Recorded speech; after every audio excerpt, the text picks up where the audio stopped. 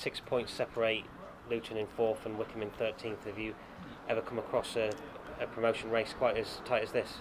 Not that I can remember, but I think the key to this is trying to put that out of your mind and concentrate on your own games, and the fact that we have 9 points at stake. It's in our hands, and we must aim to try to win all 3. So I know exactly what you're saying. It's maybe a mistake we can fall into, is worrying about everyone else. We need to concentrate on our own game and try to pick up 9 points. A loss in the last game away at Cambridge, but plenty of positives to take from that performance, and I suppose it's at a stage where results everything, but you can take plenty of positives from Monday. It's a consolation. The best scenario is to play well and win.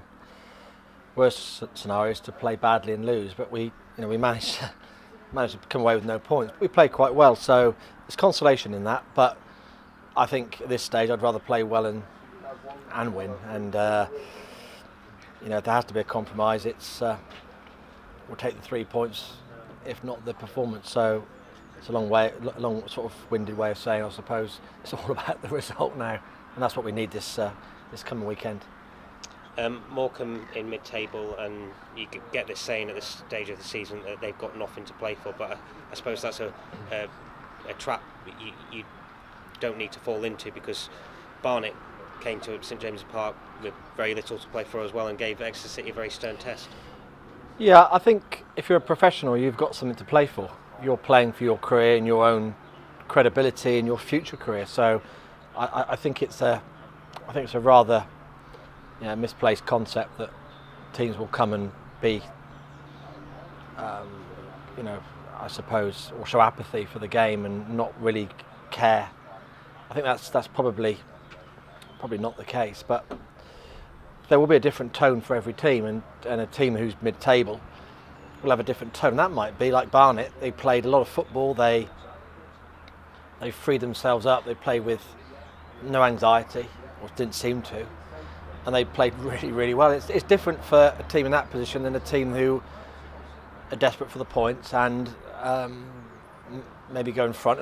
Every situation is different, and we just have to be ready for Morecambe's best. And if their best performance happens to be this weekend against Exeter, then we've got to be ready for it. And we have to start on that basis, that we're playing against a team who are going to bring their best shot, and there's no point planning on anything else.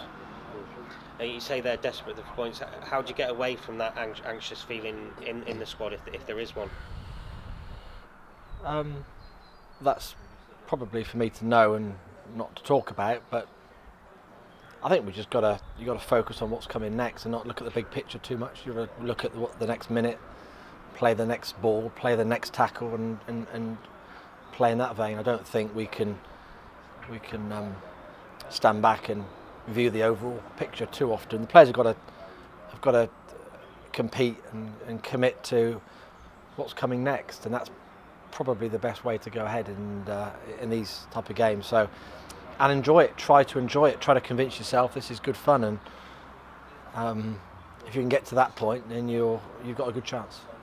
And the supporters as well, they play a big part as well, and a big crowd at the last match at Barnet, and they sang from first whistle to last, and I suppose you'd be urging them to do again, the same again this Saturday.